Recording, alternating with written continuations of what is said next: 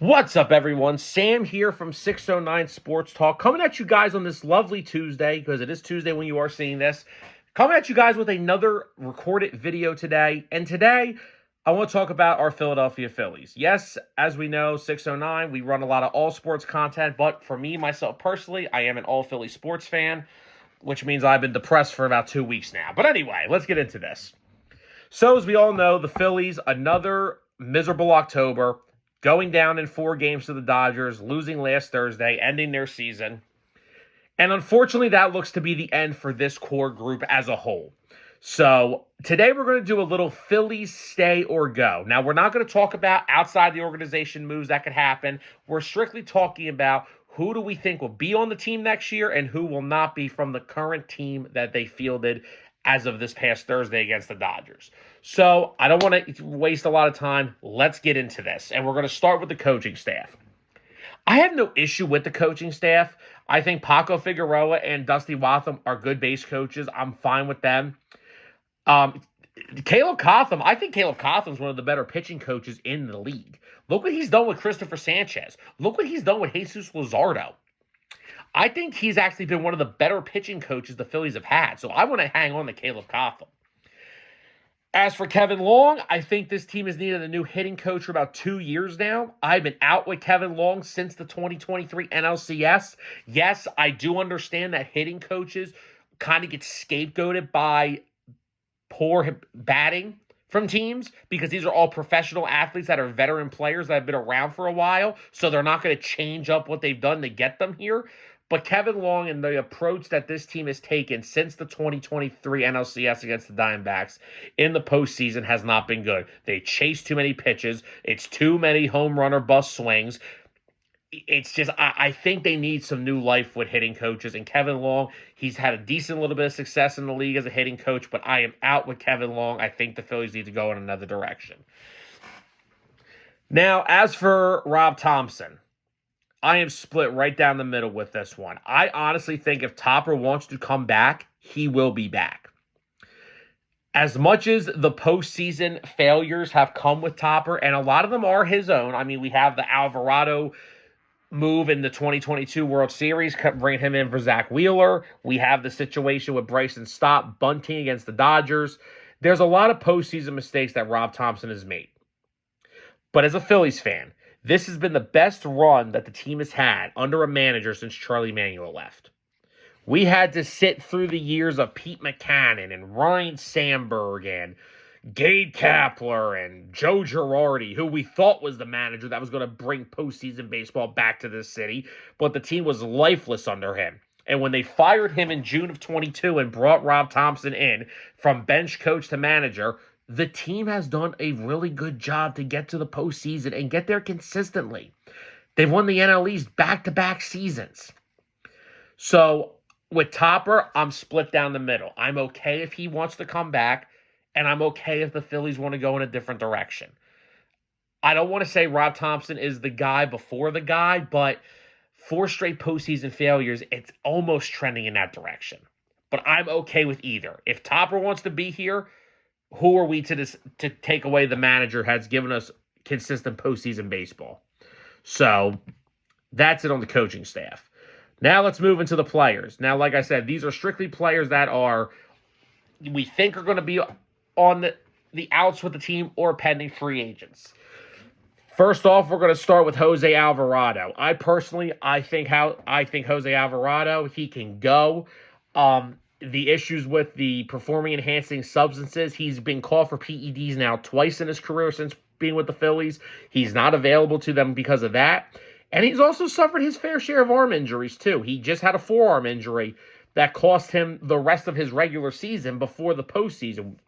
Now, we knew he was suspended, and he was ineligible to pitch in October, which that really hurt the team because some of those instances against the Dodgers in the 6th and 7th inning, if game 1 and game 2 would have been his innings, but he wasn't available to them. So Jose Alvarado has a club option. I expect the Phillies will decline it, and I think they will go elsewhere to look for left-handed relief help.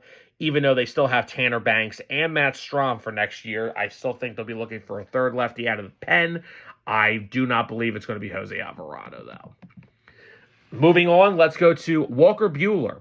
Another guy that Caleb Cotham actually had some success with, if you come to think about it. He had like a 0.68 ERA with the Phillies in his few games he pitched here after they signed him in August. I wouldn't mind Walker Buehler coming back into this pitching staff, honestly. He could be a spot starter. He could be your fifth starter to start the year if Wheeler isn't ready. I think Zach Wheeler should be ready for the season next year, but we'll have to wait and see how he looks coming off of that surgery. So, and then even if Wheeler's ready and the rotation is set, Buehler could be your long man out of the bullpen that could give you a couple 2 to 3 innings if you need it. So, and he could also be a spot starter. So, I actually would think the Phillies would be smart to maybe give Walker Buehler a nice 1-year deal to salvage another righty in that bullpen. Yeah, speaking of this bullpen, my God. All right, now to look at the other guys that are free agents. Tim Meza, he can go. I could care less. David Robertson looked good early, fizzled out down the stretch. What do you expect from a 41-year-old who you signed in freaking June? I'm out with David Robertson. That ship has sailed, and I swear if he becomes a Philly for a 4th time, I'm going to throw my head through the Liberty Bell. So Robertson can go. Jordan Romano, I don't think I can speak for all Philly fans when it comes to Jordan Romano. Jordan, see ya. You and that 9.93 ERA you had most of the year. Lou Trevino, he can go. Taijuan Walker. Taijuan did pitch a lot better this year. I'm not going to lie. But for $18 million a year, I could easily sign Walker Buehler to like a $5 to $7 million contract and get the exact same thing I'm getting out of Taijuan Walker. So the Phillies may need to eat some salary, but I'm moving on from Taijuan Walker. He is a go as well. And then that comes to the big fish in the starting pitching department is Ranger Suarez. Unfortunately, I feel like when Ranger hits that 130 innings, it usually gets kind of bad after that. He seems to tire out. His stamina goes down. He's not able to go as deep into games. Unfortunately, I also think him being a Scott Boras client hurts the Phillies. I know Boras has done a lot of work with the Phillies, but Ranger's going to get a big payday. And the Phillies still are in love with Andrew Painter. There's a reason they have not traded him in any package for anything. So I think this is the way they're going to open up his spot in the rotation next year. If healthy, I think the Phillies rotation next year is going to be Zach Wheeler. I think it's going to be him with Aaron Nola, Christopher Sanchez, Jesus Luzardo, who I would like to see the Phillies give a contract extension to, by the way, and Andrew Painter. I love Ranger. He's a gamer. He's been great in the postseason when he's been called upon. And I will always appreciate what he's done for this team. But unfortunately, I do see Ranger Suarez leaving in free agency. As for the catchers, JT Realmuto, I 100% think the Phillies should do what they have to bring JT back.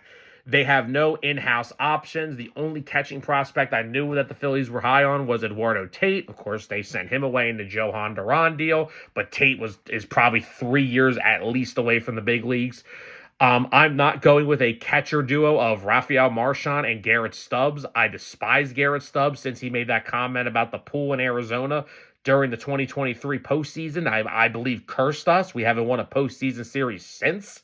So Marchand, I'm cool with him as the backup. I thought he played pretty well as JT's backup this year. But not many options in there in terms of free agency. I mean, the second highest rated catcher in free agency this year is Victor Caratini from the Astros, and he only played like 90 games this year. So there's a huge drop-off after JT Realmuto, and there's nothing really else. Unless they're making a trade with a team, I would 100% bring JT back. Even if the bat is completely gone, if he's hitting 7th or 8th in this lineup, but he's still commanding the pitching staff, he's still throwing out runners at a high rate that he does, his value is right there. It is defensively. It's calling good games. It's always controlling the starting rotation, and it is throwing out base runners at a completely ridiculous rate. So JT, I would bring back 100%. Infielders, we know Bryce Harper's staying. We know Trey Turner's going to be here. They're both under contract for like another decade. Those should age well, but we'll get to that another day. Anybody who thinks Bryson Stott should not be on this team, I think you're insane. Do you know how hard it is to find a Gold Glove winning second baseman? And I know he hasn't won one yet, but he should. Bryson Stott is one of the best fielding second basemen I've ever seen. And this is a guy who played shortstop for most of his life. So Stottie's going to be here next year. I would hope. That's why I want them to move on from Kevin Long, because clearly Kevin Long and Rob Thompson do not trust Bryson Stott at the plate. And I think a new hitting coach would definitely benefit him. As for Alec Bohm, I don't think Alec Bohm is a guarantee to be on the Phillies next year. I know a lot of people are going to say, oh, he's only like 28. He's still a homegrown talent. Just remember something. The only name you really heard in trade discussions last offseason was Alec Bohm. There is something with him that the Phillies are comfortable moving on from. And when he first came up here, I like Bohmer. I think he puts some solid contact on the ball. He's usually decent with runners in scoring position. The problem is he's got a temper problem. When it's going bad for him, it's going bad up here. He strikes out. He's throwing his gloves. He's throwing the bat. He's chucking his helmet. Every time Alec Bohm makes an out, he throws a hissy fit. And I don't think the Phillies and their veteran clubhouse enjoy the woe is me attitude. Like, okay, you struck out. It happens. It's baseball. But I think his temper and his attitude has really soured some people in the organization. And not to mention, I've never seen a 6'5" third baseman not have power the way Alec Bohm doesn't have power. So I'm tired of the attitude with Alec Bohm. So I think if the Phillies have the opportunity, I would move on. So all same infield except for Bohmer. Sorry. Now we move on to the outfield. Harrison Bader. He has a mutual option for 2026.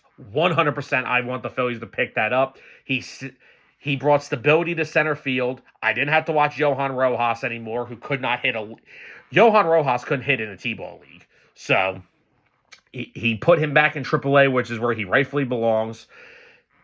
Harrison Bader is also a right-handed bat that the Phillies have desperately needed, and he was showing that all season. And of course, with the luck of Philly, he gets hurt game 1 of the NLDS, and he couldn't play the rest of the series consistently. He could only pinch hit. But he brought stability to center field. He's good defensively. He's good enough at the plate. I'm bringing Harrison Bader back. Nick Castellanos, I think we've known this answer since the incident with Topper in Miami when he pulled him as a defensive replacement. I think Nick has played his last game in Philly. The offense has gone down every year since 2023. 23 had a great year. Hit 270, hit 29 bombs, drove in 106 runs. Then, of course, he had that crazy NLDS where he hit 4 home runs in 2 games. He hit 2 off of Spencer Strider. And that was the best year he's had in Philly. Last year, dropped down to 247. Homers went down. RBIs went down. This year, average was a little higher, but the home run power was completely gone in the second half. The RBI total went down. He's not consistent enough at the plate. He strikes out at a high rate. His chase rate is bad, and his defense in the outfield is one of the worst in the league. So Castellanos has officially played his last game in Philly, in my opinion. Max Kepler, glad he had a better second half. I wouldn't say he was great, but he was a lot better than he was in the first half. He did come up with some big at-bats in the NLDS. I thought he was actually pretty solid at the plate, but it was a 1-year rental. He's 33. I'm at it. You're out of here too, Max. Brandon Marsh. Brandon Marsh can only be on this team next year if he is in a platoon situation. He has proven time and time again that he cannot consistently hit left-handed pitching at all. If he can at all, actually. He's too inconsistent at the plate in the postseason. And then, against lefties, he's borderline. Like, the one thing that people always got on Rob Thompson was, oh, why doesn't Brandon Marsh play every day? That's because Brandon Marsh cannot hit left-handed pitching whatsoever. He looks lost against guys like Blake Snell in Game 2. The only reason Marsh played those postseason games against these lefties is because Harrison Bader could not play. But remember, when Harrison Bader was healthy, Brandon Marsh was not playing against left-handed pitching. So, honestly, I think Marsh will be here. With Castellanos and Kepler both leaving, they are opening up a roster spot for Justin Crawford, who Dave Dombrowski said is major league ready. You're going to see Justin Crawford in the opening day lineup next year. I believe the Phillies outfield next year could be Justin Crawford, Harrison Bader, and Brandon Marsh in right field. And then maybe look for Honestly, a guy that I really like as a right-handed platoon bat with Brandon Marsh is Tyler O'Neill with the Orioles. Kills left-handed pitching, sneaky power. I mean, he's hit over 20 bombs, I think, a few times in his career when he's out there and he's healthy. I mean, this past year with Baltimore, he was banged up for a lot of the first half, so the power numbers weren't there. But when he's healthy, man, he rakes against left-handed pitching. And in Citizens Bank Park, I think he's a perfect fit to platoon with Brandon Marsh. Not to mention that outfield defensively is pretty good. And Crawford, put him in left field, play him every day. He went 0 for 4 in the second game of his career. Let him play through it. That's how these kids get better. The Phillies' spark doesn't need to come from a big free agent. They need to start bringing some young guys up and letting them play. Painter, in your rotation day one. Crawford, in the lineup day one. That's what needs to happen next year. I am perfectly okay with an outfield of Harrison Bader, Brandon Marsh / Tyler O'Neill, if that is with the route they go, and Justin Crawford. I'm chilling with that. And then, of course, we are down to the nitty-gritty, the big one, Kyle Schwaber. How do you replace 56 home runs and 130-plus runs batted in? Is there anybody out there that could? Well, the only left-handed hitter that could do it, possibly, if he even could, is Kyle Tucker. We saw what he did in the contract year in Chicago. Now, granted, it's a lot harder to have power in Wrigley than it is in Houston, because Houston's right field is short. So, of course, Citizens Bank Park's right field is also shorter than Chicago. So, I'm sure that his power numbers would go up if he were to sign here. Or unless that, are the Phillies going to move Bryce Harper to DH full-time and look at someone like a Pete Alonso to play first base? I don't think that's the case. I think Bryce likes playing the field. He likes playing first base. He's done a pretty good job of it. If I'm the Phillies, Kyle Schwaber is still priority number one. I am still doing everything in my power to bring Kyle Schwaber back and keeping him in Philly. He is a mainstay in that lineup. What the Phillies need to do is re-sign him, and they need to find a right-handed bat to put behind him and Bryce Harper that is consistent and that can drive in runs. So that is my Phillies stay or go video. I'm keeping Schwaber. I'm keeping JT. I'm cool with keeping a guy like Walker Buehler around. As for the goes, I think Nick is gone. Kepler's gone. Ranger's gone, unfortunately. I think Bohm could be gone. And then, of course, those other relievers that were just here for a cup of coffee, they can go. I'm sure they're going to look for some higher impactful guys. Guys like Alvarado, I think, can go as well. So, guys, that is my Phillies stay or go video. I hope you all have a great rest of your week. Thank you for everybody that gives this video a watch. Hit that like, hit that subscribe, and don't forget, 609 Sports Talk every Monday, 7 p.m. Eastern Time. Hope you guys enjoyed the video. See you next time.